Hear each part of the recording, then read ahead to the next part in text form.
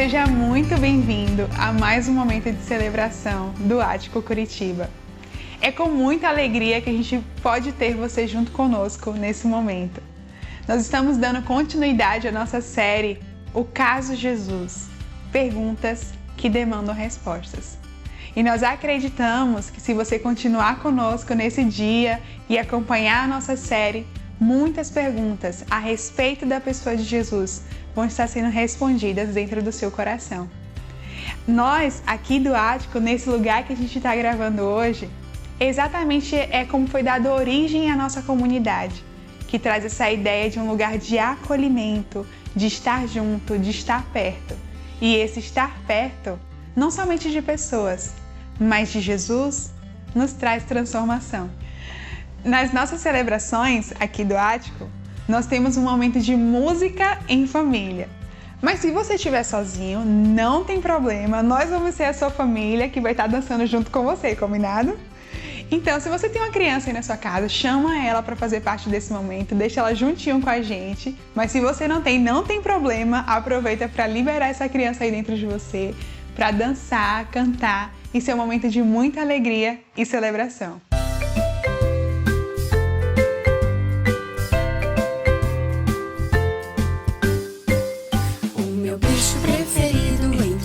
É o cordeiro, vou dizer porquê. O meu bicho preferido entre todos é o cordeiro, vou dizer porquê. Ele é branco, tão fofinho, ele é puro, tão mansinho, mesmo se alguém nele bater. E a Bíblia conta que Jesus é como um cordeiro, quer saber porquê? A Bíblia conta que Jesus é como um cordeiro, vou dizer porquê. A Bíblia conta que Jesus é como um cordeiro, vou dizer porquê. Ele é bom sem nada errado, ele é puro e tão manso, até na cruz não reclamou. Ele não era o culpado, mas morreu por meu pecado, vida quer me dar.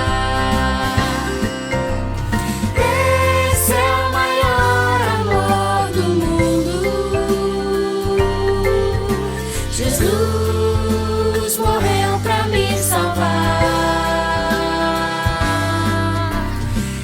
Esse é o maior amor do mundo. Jesus morreu pra me salvar. Esse é o maior amor do mundo. Jesus morreu pra me salvar. Esse é o maior amor do mundo. Jesus morreu pra me salvar.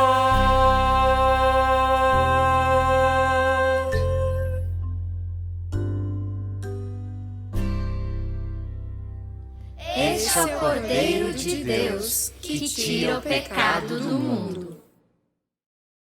Como seria para você se você soubesse que existe alguém que está super interessado em te ouvir e que não somente isso, está atento à sua voz? Você sabia que pessoas do mundo inteiro têm necessidade de serem ouvidas? Pois Jesus é essa pessoa e Deus que deseja te ouvir nesse momento. Então, se você está em casa, você está sozinho, separe esses minutinhos seguintes para que Ele possa te ouvir.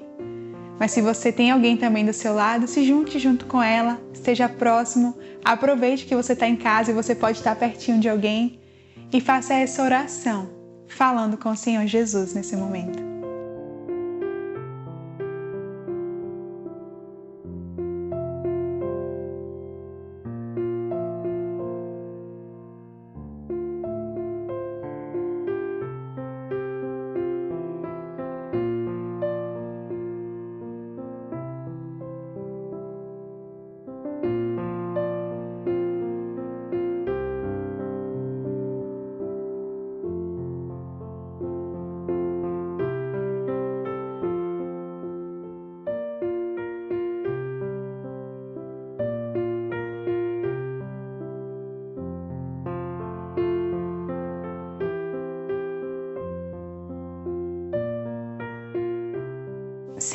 nós te damos graças, Deus. Nós queremos expressar nossa gratidão ao Senhor, porque o Senhor é um Deus que nos ouve.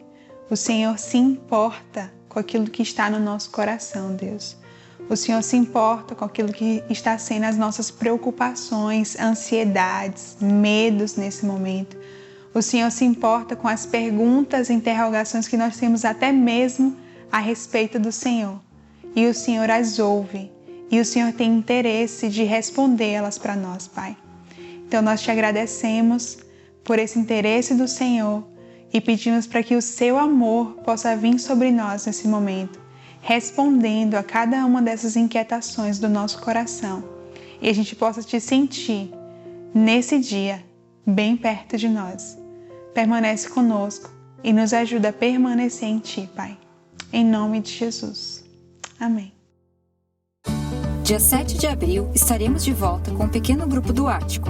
São encontros online semanais de 45 minutos para aprendermos mais sobre a fé cristã. Fale com a gente pelo WhatsApp e participe.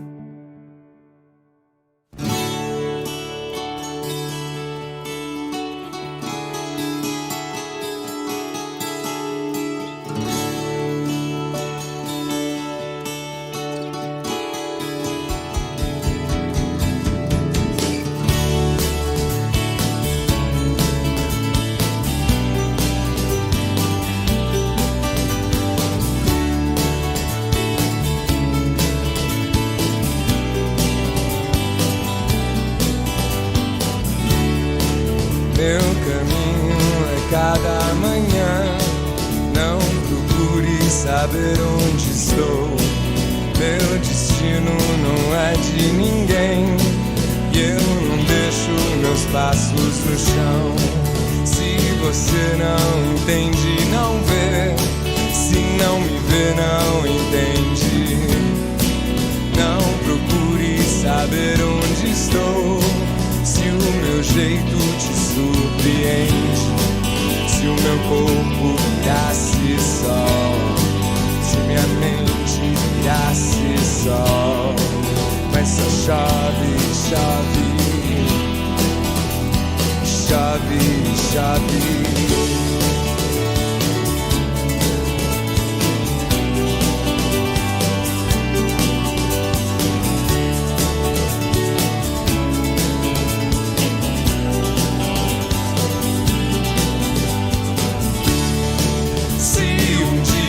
Pudesse ver meu passado inteiro e fizesse parar chover nos primeiros erros, meu corpo viraria sol, minha mente viraria sol, mas só chove, chove, chove, chove.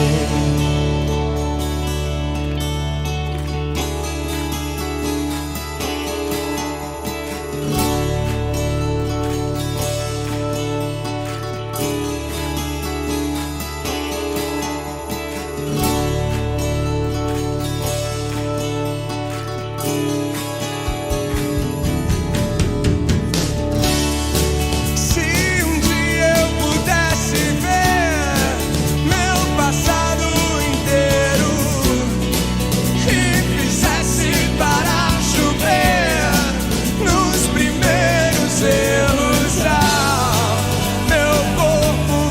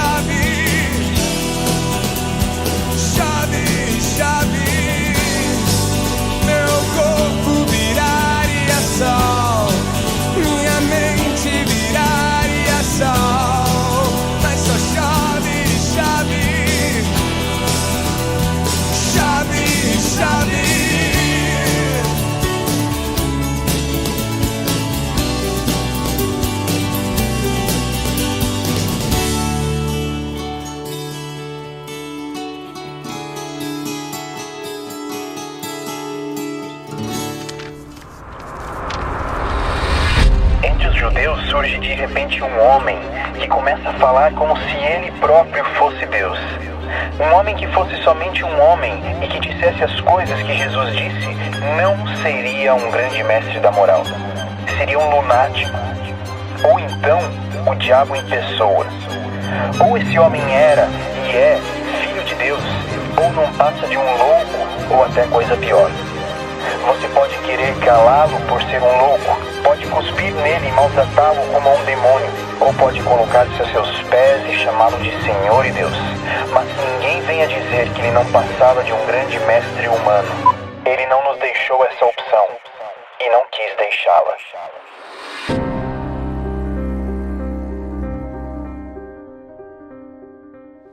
Olá, é uma grande alegria estar com vocês da Ático Curitiba nesse momento de reflexão da Palavra de Deus.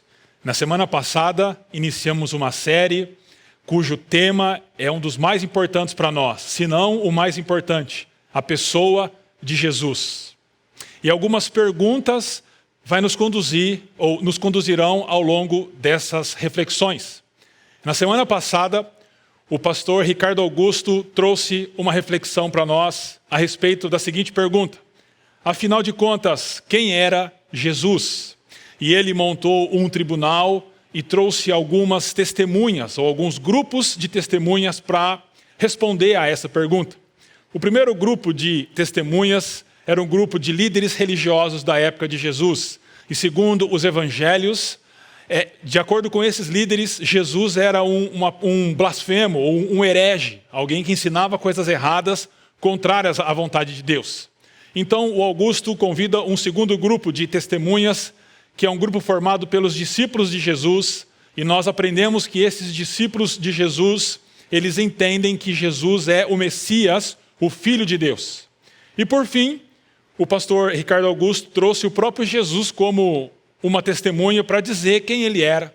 E nós aprendemos que o próprio Jesus, confirmando o testemunho dos seus apóstolos, dos seus discípulos, também disse que ele era o Filho de Deus, o Messias. Então essa primeira pergunta foi respondida semana passada. E hoje então nós temos uma segunda pergunta que está aí diante de nós. Mas por que ele teria que morrer? Aprendemos semana passada quem era Jesus. E hoje nós vamos conversar um pouquinho sobre por que Jesus teve que morrer. Essa é uma pergunta das mais difíceis e das mais importantes. O grande pastor e teólogo americano Tim Keller diz que essa é uma questão que ele ouve frequentemente. Inclusive, ele ouve mais a respeito dessa pergunta do que da pergunta a respeito da existência de Deus. Mas por que então Jesus teria que morrer? Algumas perguntas surgem diante dessa primeira pergunta. E a primeira pergunta é: será que Deus não é um Deus vingativo, semelhante aos deuses pagãos do Antigo Testamento e que exigia a morte humana? É uma pergunta honesta.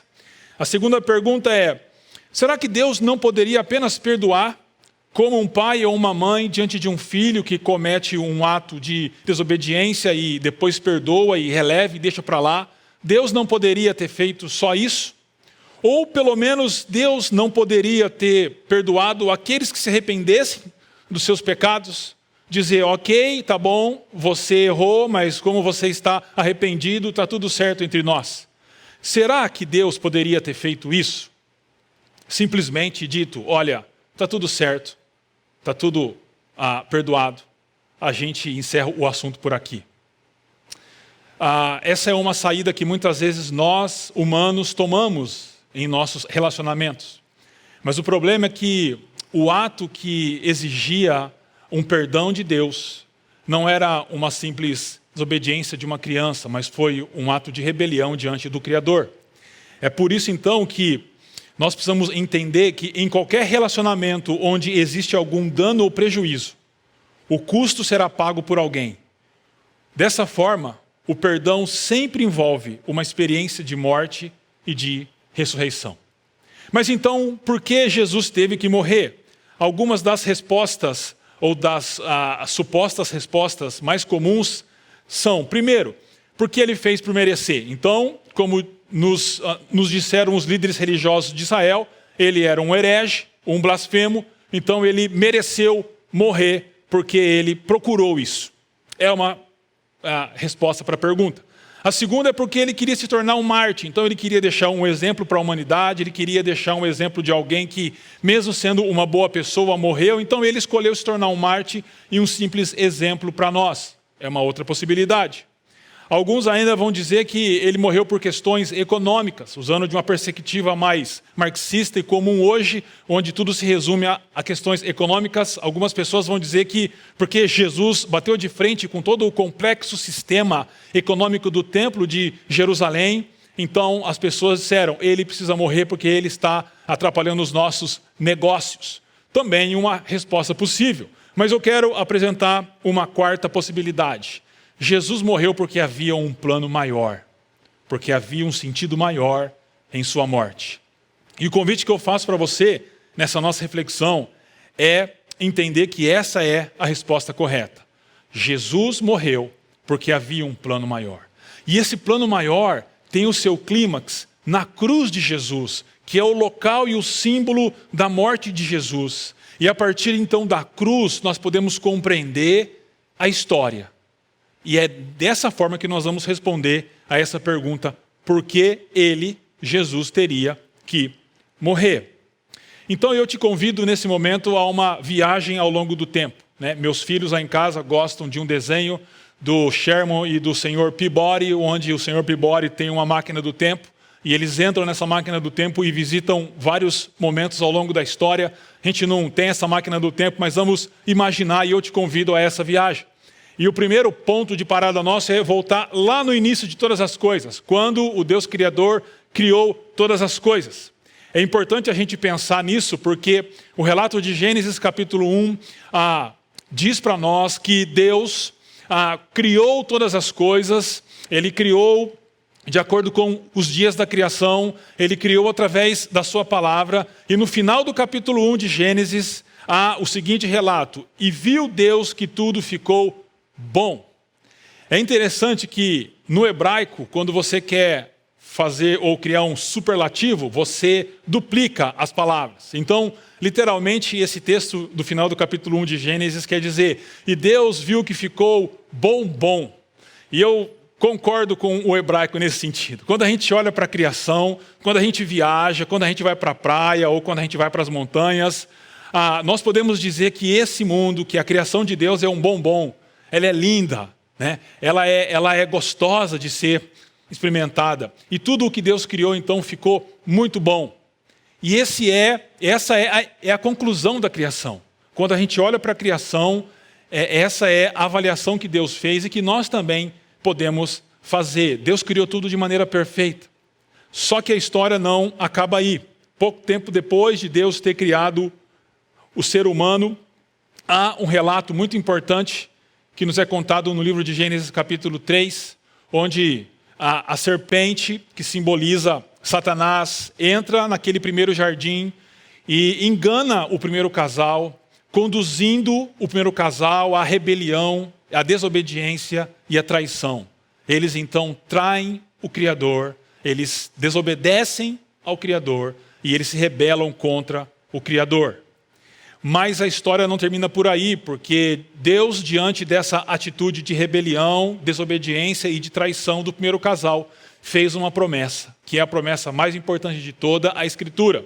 De acordo com Gênesis 3,15, o Senhor Deus disse, porei inimizade entre você e a mulher, entre a sua descendência e o descendente dela. Este lhe ferirá a cabeça e você lhe ferirá o calcanhar.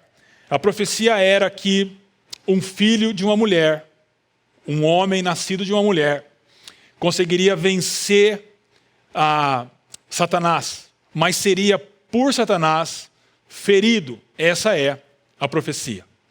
Mas eu quero agora parar um pouquinho a nossa viagem, antes de continuarmos para os próximos 3 momentos históricos que nós vamos parar.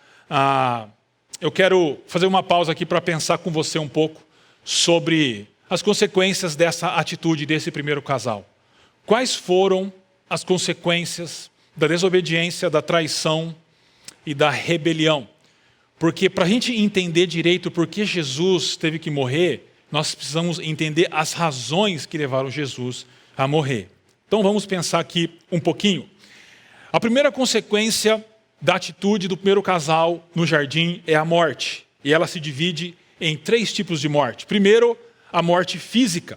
Então, por exemplo, lá em Gênesis capítulo 17, antes ainda da serpente adentrar o jardim, o Senhor disse para Adão: não coma da árvore do conhecimento do bem e do mal, porque no dia em que dela comer, certamente você morrerá. A primeira consequência da desobediência é a morte, e a morte física. E é isso que nós temos enfrentado nos nossos dias. A pandemia tem deixado isso claro para nós, né? E certamente você já passou por um momento onde você perdeu uma pessoa querida, alguém da sua família ou um parente, e lá no fundo do seu coração bateu um sentimento estranho de que parece que as coisas não eram para ser assim. Eu já passei por isso várias vezes e já ouvi pessoas falando isso. Mas não era para ser assim mesmo, porque quando Deus criou todas as coisas e tudo era muito bom, não havia morte. Mas a morte entra na história como consequência do ato de traição, de rebelião e desobediência do primeiro casal. Mas não é só a morte física. A Bíblia vai dizer também que esse ato trouxe a morte espiritual, ou seja, nós fomos afastados, nós somos desconectados de Deus, da Trindade. O apóstolo Paulo fala em Romanos 3, 23, dizendo: pois todos pecaram e estão destituídos, afastados da glória de Deus. Essa é a morte espiritual. Como resultado da traição, nós fomos afastados de Deus, nós somos desconectados de Deus, estamos mortos espiritualmente também. Mas há ainda uma terceira morte, que é a morte eterna. O livro de Apocalipse, capítulo 20, versículos 14 e 15 diz: o lago de fogo é a segunda morte. É a morte eterna.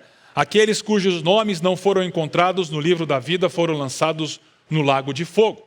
Ou seja, o ato de rebelião, desobediência e traição no Éden trouxe morte. Morte física, morte espiritual, afastados de Deus, e colocou toda a humanidade no caminho da morte eterna, da segunda morte, da perdição eterna. Essa é a primeira consequência com as suas características do ato de traição que aconteceu no Éden. Mas há uma segunda característica, ou uma segunda consequência do ato de traição, que é a escravidão. E há 2 facetas aqui da escravidão. Primeiro, a escravidão humana. Então, João 8,34 narra Jesus dizendo para os líderes religiosos: digo-lhes a verdade, todo aquele que vive pecando é escravo do pecado. Como consequência do ato de rebelião e traição do primeiro casal, nós nos tornamos escravos do pecado, ou, falando de uma outra forma, escravos de Satanás, escravos do mal, escravos da carne, dos desejos carnais, escravos do mundo, dos sistemas maus do mundo. E isso faz com que nós não sejamos mais livres para viver para aquilo que nós somos criados a viver. Porque nós fomos criados para vivermos como seres humanos. Viver menos que humanos, ou tentar ser mais do que humanos, é escravidão. Porque nós não fomos criados para viver dessa forma. Mas, como resultado do que aconteceu no Éden, nós nos tornamos escravos do pecado e escravos de Satanás, e já não temos liberdade para viver para aquilo que nós somos criados, seres humanos diante do Deus Criador. Mas há uma segunda escravidão, que é a escravidão da criação. O apóstolo Paulo diz em Romanos 8, 19 e 20, a natureza criada foi submetida à inutilidade, não pela sua própria escolha, mas por causa da vontade daquele que a sujeitou. Quando Deus criou todas as coisas, Ele colocou a humanidade como aqueles que cuidariam, zelariam da criação. E quando a humanidade, então, em um ato de traição, se rebela contra seu Criador, não só a própria humanidade se torna escrava, mas a criação que estava debaixo do cuidado da humanidade também passa a viver um tipo de escravidão. E é só nós olharmos para o lado, é só nós olharmos para o que acontece no mundo, é só nós olharmos para os desastres ambientais e nós vamos entender que a criação também está sujeita à escravidão por causa da rebelião e da traição e da desobediência humana. Mas há ainda uma terceira consequência do pecado, que é a legitimização satânica. Isso pode soar um pouco estranho para você, mas eu vou explicar. A regra é clara, como dizem por aí. pecou tem que morrer. Essa era a regra. Essa é a regra. E os primeiros pais, os nossos primeiros pais pecaram. Então eles teriam que morrer. E por isso deu legitimização para Satanás exigir a nossa morte e nos acusar e agir no mundo. É isso o que acontece ao longo do Antigo Testamento. E como resultado dessa legitimização satânica, nós temos primeiro a acusação. Satanás é o acusador. O livro de Jó, por exemplo, começa dizendo que Satanás se apresenta diante de Deus e ele acusa Jó. Então, ao longo de todo o Antigo Testamento, Satanás cumpre esse papel de acusar-nos diante de Deus, dizendo: o Senhor deve matá-los, eles pecaram, eles merecem a morte, eles devem morrer. E ele passa o tempo todo, então, nos acusando, e com razão, porque nós, os nossos primeiros pais e nós neles, traímos o nosso Criador, desobedecemos e nos rebelamos contra ele. Mas não há só isso, mas há também a cegueira como resultado da legitimização satânica. O que eu quero dizer com isso?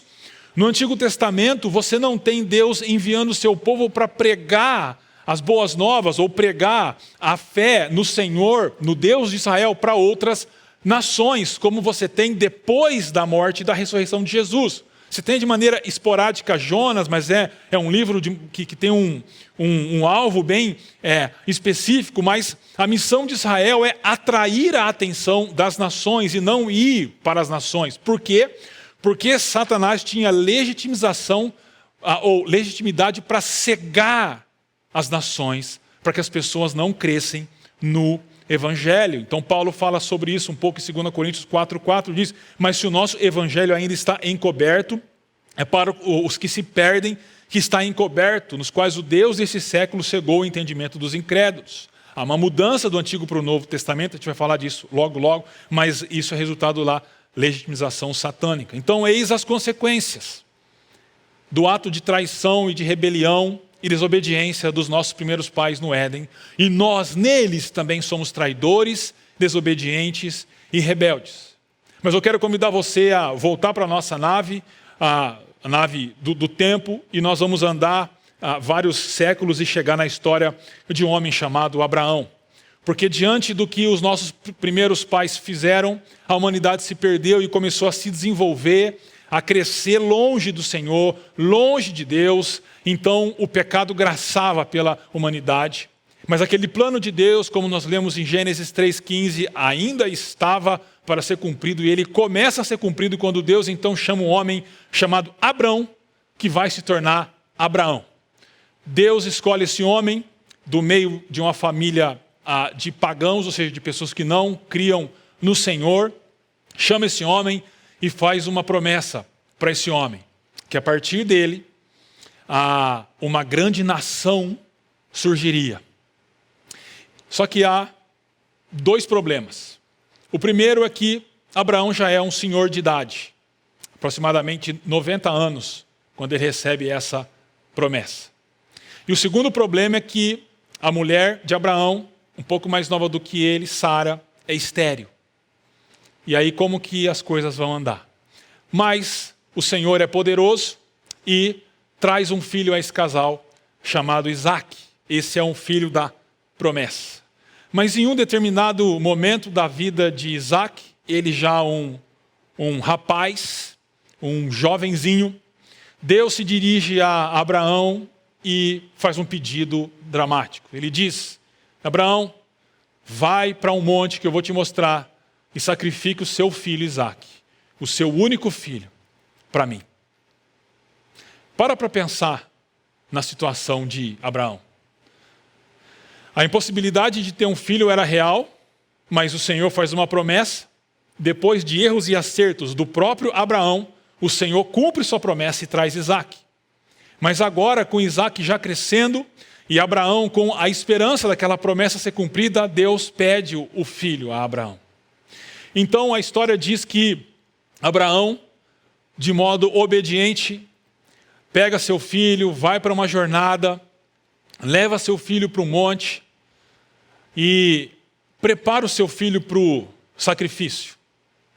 É interessante que os textos rabínicos vão dizer que Abraão, depois de colocar o seu filho deitado, amarrado, pronto para ser sacrificado, levantou a mão com uma faca e ele começou a descer sua mão em direção a seu filho, mas um anjo segurou sua mão para que o seu filho não fosse morto. E então o Senhor disse para Abraão: Abraão, não precisa sacrificar o seu filho. Eu vi que você me ama, que você é obediente, que você entregaria o seu filho para mim. Então, o texto de Gênesis 22, 13 e 14 diz assim: Abraão ergueu os olhos e viu um cordeiro preso pelos chifres num arbusto. Foi lá pegá-lo, o sacrificou como holocausto em lugar de seu filho. Abraão deu aquele nome e o lugar de o Senhor proverá. A partir desse momento, então, ao invés de Isaac morrer, Deus provê um sacrifício, um carneiro, um cordeiro no lugar de Isaac. E assim então surge a esperança de uma substituição do traidor, do desobediente e do rebelde, na necessidade dele ser morto por aquilo que ele fez. Bom, a gente sobe na máquina do tempo e a gente anda mais ou menos uns 430 anos e chegamos no Egito. O povo de Israel cresceu bastante, como da descendência de Isaac, né? Jacó, que se tornou Israel, e o povo cresceu bastante, já eram ali milhares, talvez milhões de pessoas, mas eles eram escravizados no Egito.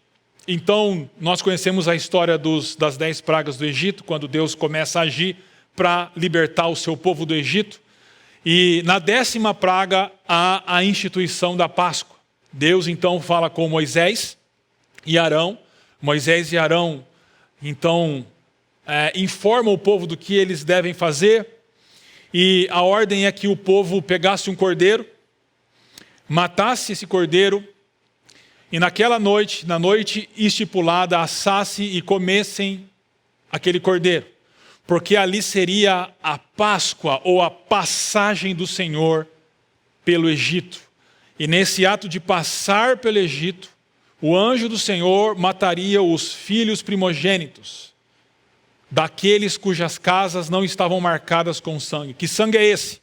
Esse cordeiro que deveria ser morto. O sangue desse cordeiro deveria ser passado nos umbrais da porta, como diz o texto de Gênesis 12, 13. Explica para nós o texto. O sangue, passado nos umbrais da porta, será um sinal para indicar as casas em que vocês, israelitas, povo de Deus, estiverem. Quando eu vir o sangue, passarei adiante. A praga de destruição não os atingirá quando eu ferir o Egito. E aqui então que vem a palavra Páscoa. Essa palavra passarei no hebraico é Pessach, ou seja, o Senhor passaria e não entraria na casa dos israelitas, e os filhos dos israelitas, os primogênitos, seriam poupados.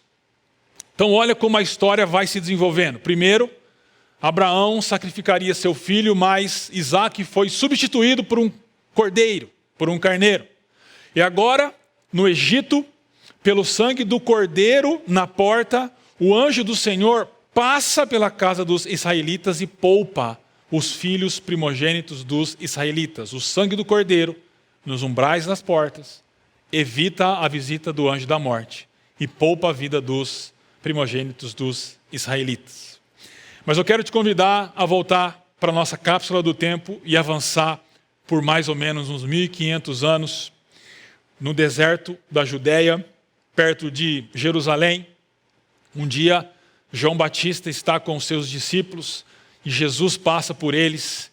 João aponta para Jesus e diz o seguinte: vejam, é o Cordeiro de Deus que tira o pecado do mundo.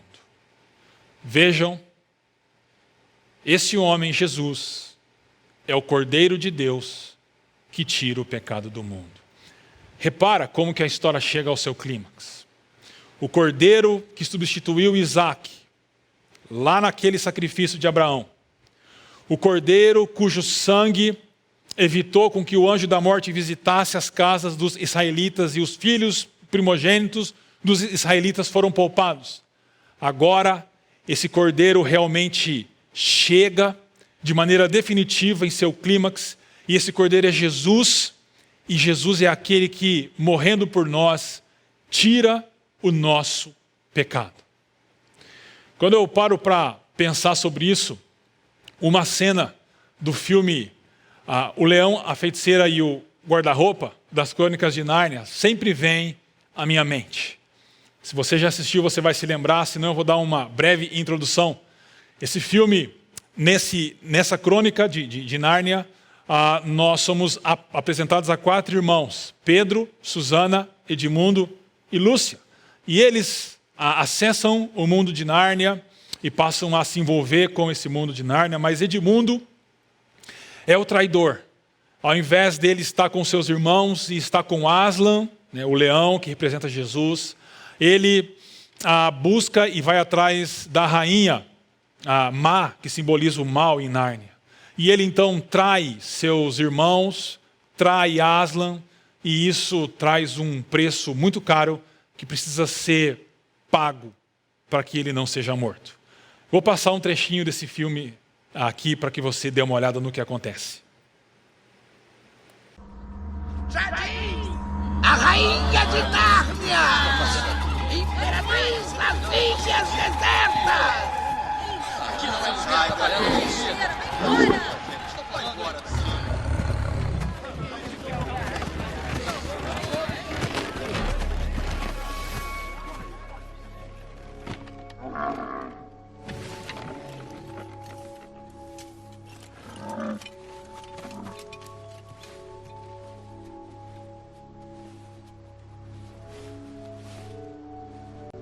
Você tem um traidor entre os seus, Aslan. A ofensa dele não foi contra você. Vejo que se esqueceu das leis sobre as quais Nárnia foi construída. Não cite a magia profunda para mim, feiticeira. Eu estava lá quando foi escrita.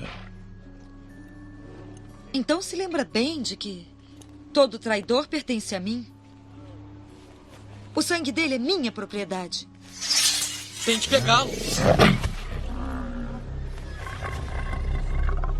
Acredita mesmo que a força bruta vai tirar o meu direito? Reizinho.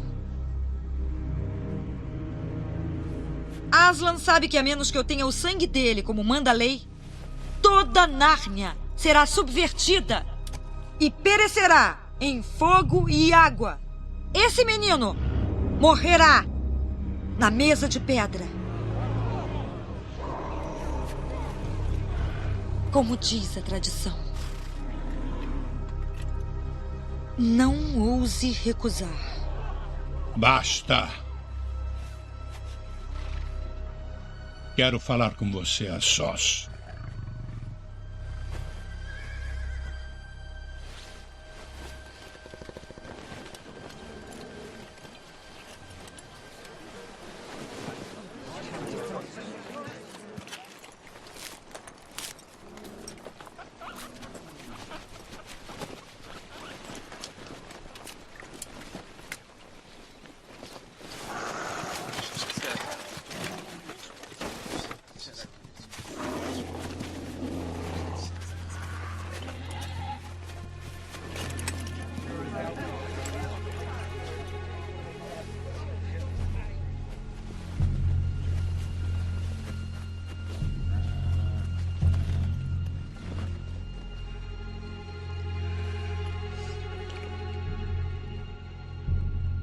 Ela renunciou ao direito do sangue do filho de Adão. Como vou saber se manterá a promessa?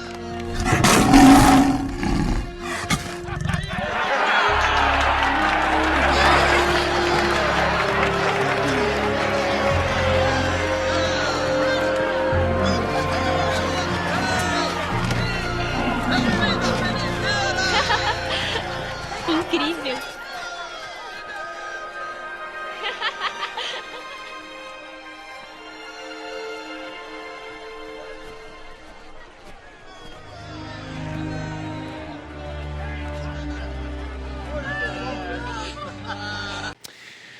Você deve ter reparado como que Aslan fica triste depois de dar a notícia de que a feiticeira abriu mão do sangue de Edmundo. Para quem conhece a história, sabe o que acontece depois. Aslan se entrega na mesa de pedra e é sacrificado, é morto no lugar do traidor, do Edmundo. Depois de um tempo muito dramático, Aslan ressuscita. E esse é o tema da semana que vem, das nossas reflexões. Mas, depois de voltar à vida, as meninas perguntam para Aslan, mas por que você fez isso e por que você ressuscitou dos mortos? Aslan então explica dizendo, a feiticeira pode conhecer a magia profunda, mas não sabe que há outra magia ainda mais profunda. O que ela sabe não vai além da aurora do tempo. Mas se tivesse sido capaz de ver um pouco mais longe, de penetrar na escuridão e silêncio que reinam antes da aurora do tempo, teria aprendido outra magia. Saberia que se uma vítima voluntária, inocente de traição, fosse executada no lugar de um traidor, a mesa de pedra se partiria e a própria morte começaria a andar para trás. Por que Jesus teve que morrer?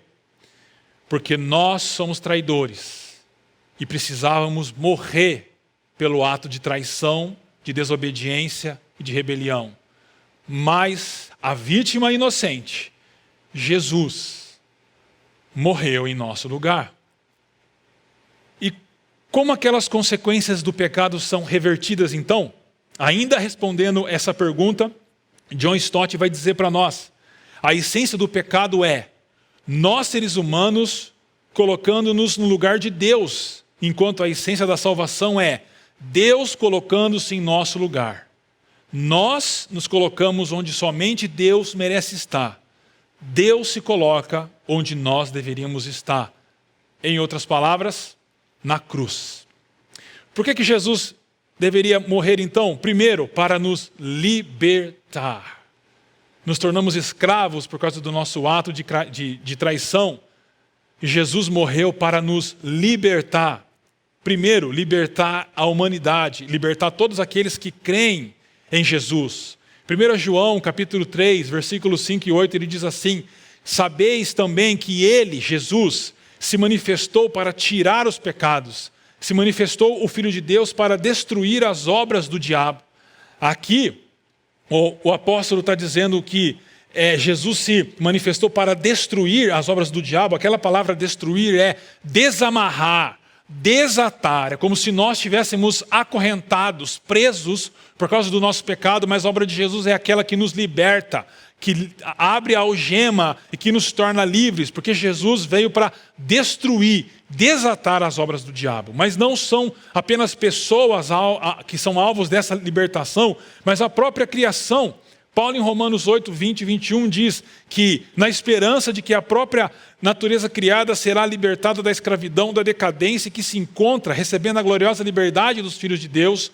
Isso significa que Jesus morreu não apenas para libertar pessoas, mas para libertar a criação. E por isso nós estamos caminhando para uma nova criação, porque a morte de Cristo foi, em primeiro lugar, sim, para pessoas, para libertar pessoas, mas também, em segundo lugar, para libertar a criação do cativeiro em que ela foi posta por causa do ato de traição da humanidade. Mas ainda, Jesus morreu para nos trazer vida. Se o ato de traição e desobediência trouxe morte, Jesus morreu para nos trazer vida, e vida física. Então Jesus diz em João 10:10, o ladrão vem apenas para roubar, matar e destruir. Eu vim para que tenham vida e a tenham plenamente. Aquelas pessoas que são seguidores e seguidoras de Jesus têm uma vida cheia de cor, têm uma vida cheia de sentido. Por mais que passamos por tempos difíceis, pessoais ou tempos difíceis como esse que estamos enfrentando com a pandemia da Covid, nós ainda temos vida e vida em abundância em Jesus, vida em nossos relacionamentos, vida naquilo que fazemos, vida nos nossos estudos, no nosso trabalho, no nosso casamento, nas nossas amizades. Nós temos vida, a vida tem cor para nós. Mas não é só apenas vida física, mas vida espiritual. A morte de Jesus nos reconecta com o Deus triuno, com a trindade divina. Então, Paulo em Romanos 3, 23 diz: Deus nos ressuscitou com Cristo e nos fez assentar nos lugares celestiais com Cristo Jesus. Se eu não me engano, esse texto é Efésios, tá bom? É Efésios capítulo 2. Mas o importante aqui é entender que nós já estamos ressuscitados com Cristo. Olha só o tempo verbal, que é o mais importante aqui, que é a referência. Não está dizendo que Deus vai nos ressuscitar com Cristo. Eu chamo sua atenção, presta atenção, ele diz: Deus nos ressuscitou, é passado.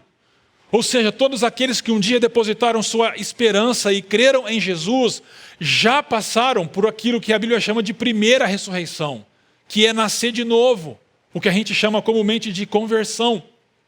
Nós já ressuscitamos e já estamos assentados em Cristo nas regiões celestiais, ou seja, nós já somos vivos espiritualmente, e essa vida espiritual recebida de Jesus se manifesta em nossa relação com o próprio Deus. Mas ainda uma terceira consequência dessa vida, que é a vida eterna. Então, Apocalipse 20, 14 e 15 diz assim: porque Deus, de novo está errado aqui, é João capítulo 3, porque Deus tanto amou o mundo que deu o seu Filho unigênito, para que todo que nele crê não pereça, mas tenha a vida eterna.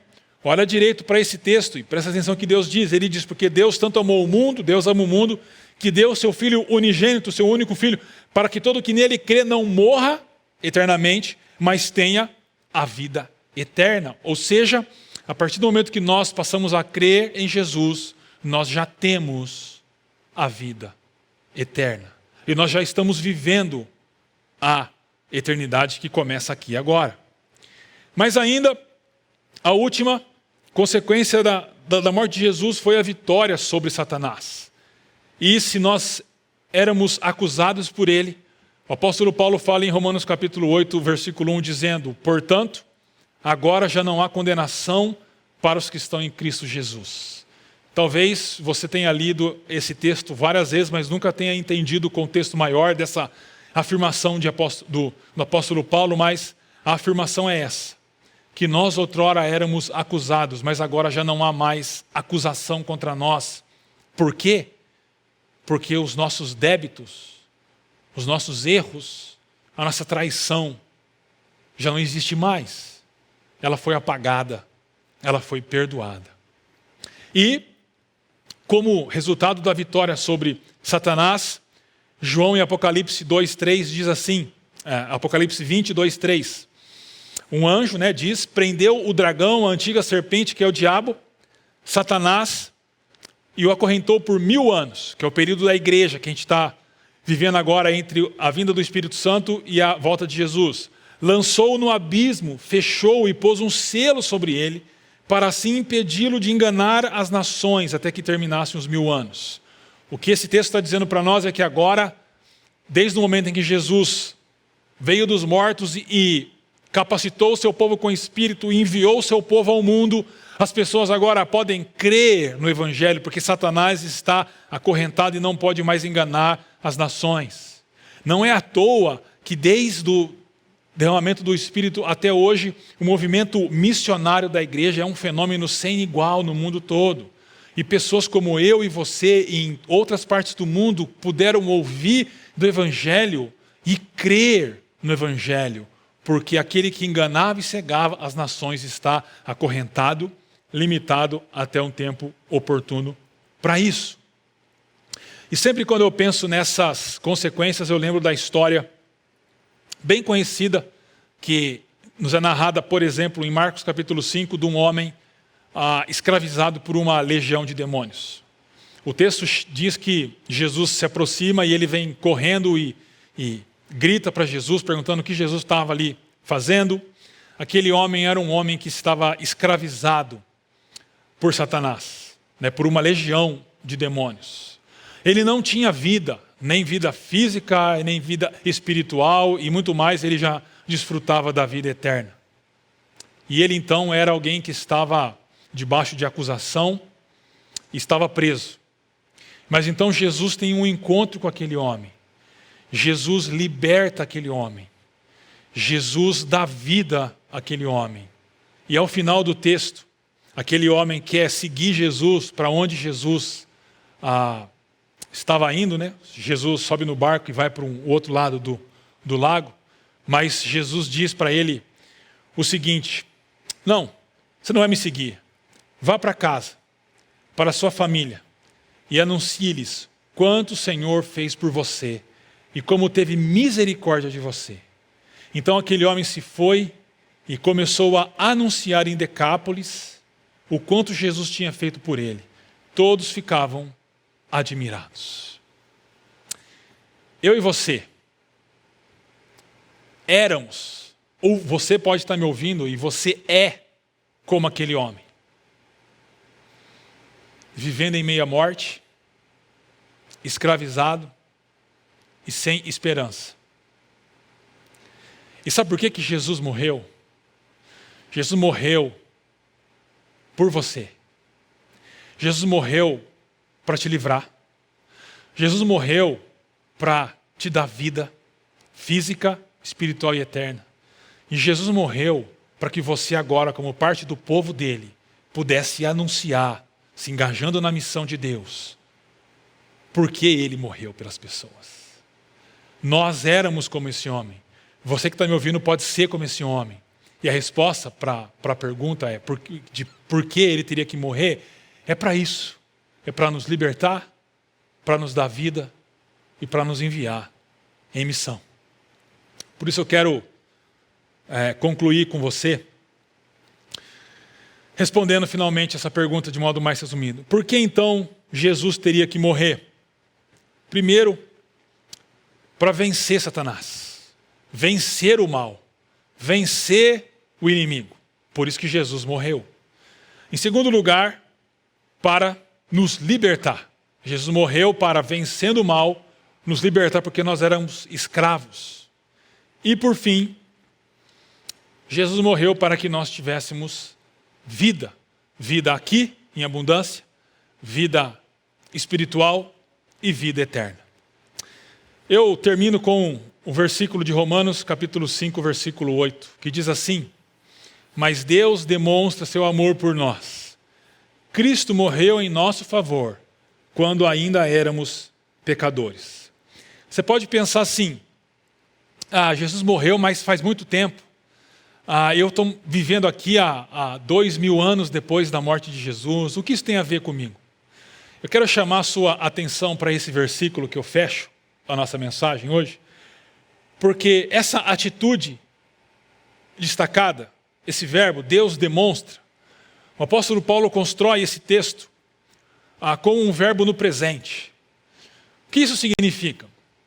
Significa que Deus não demonstrou o seu amor por nós quando Cristo morreu em nosso lugar. Mas Deus demonstrou e continua demonstrando que Cristo morreu em nosso lugar. E essa é a prova do amor de Deus por nós.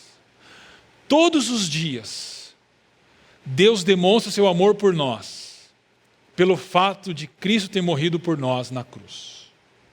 Eu gosto de uma história de uma prima minha.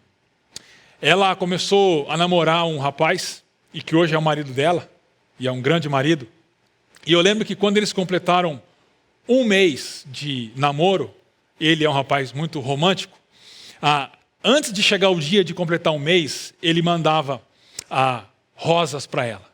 Então, no primeiro dia era 1 rosa, no segundo dia eram 2 rosas, no terceiro 3 rosas, até se completarem 30 rosas, né, para se completar aquele período de relacionamento deles.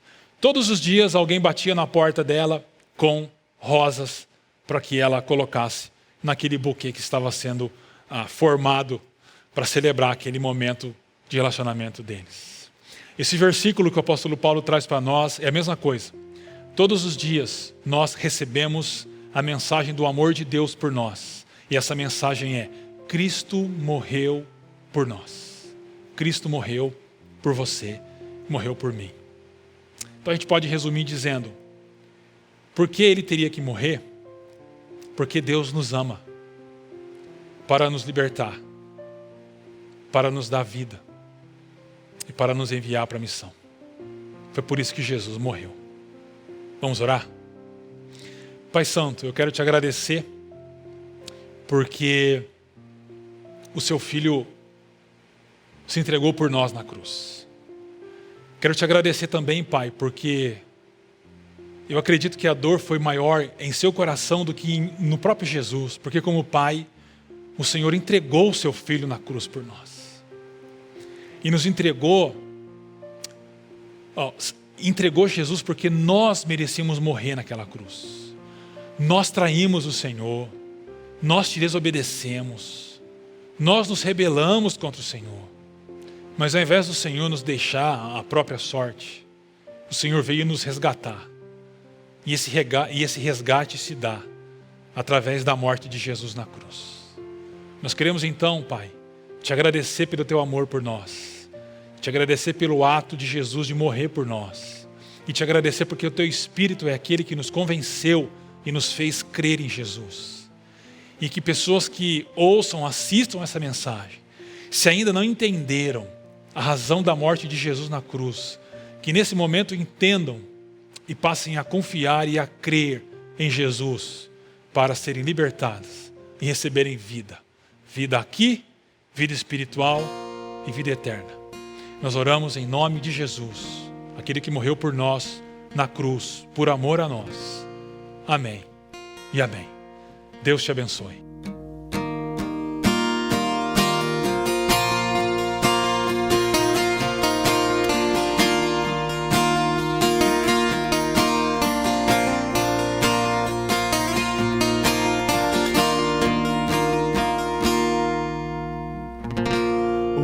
Falar do teu nome, mas demorei pra perceber que você não é aquele papo careta de religião.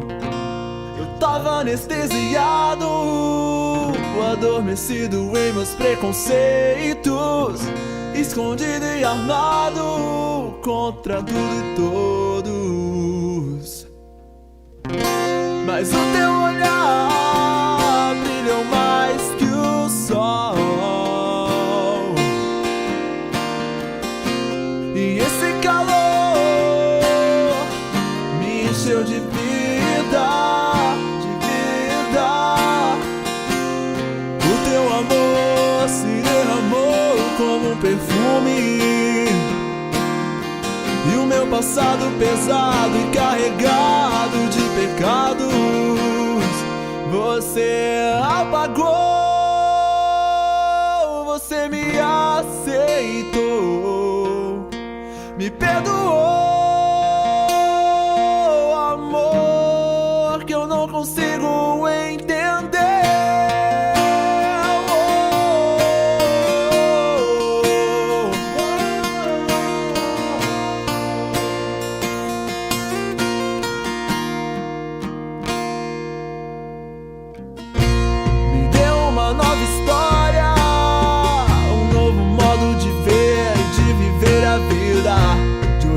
Pessoas e o mundo sob um novo prisma. Quanta coisa eu perdi sem te conhecer. A gente achava que sabia tudo, mas na verdade a gente não sabe nada. Mas o teu olhar brilhou mais que o sol,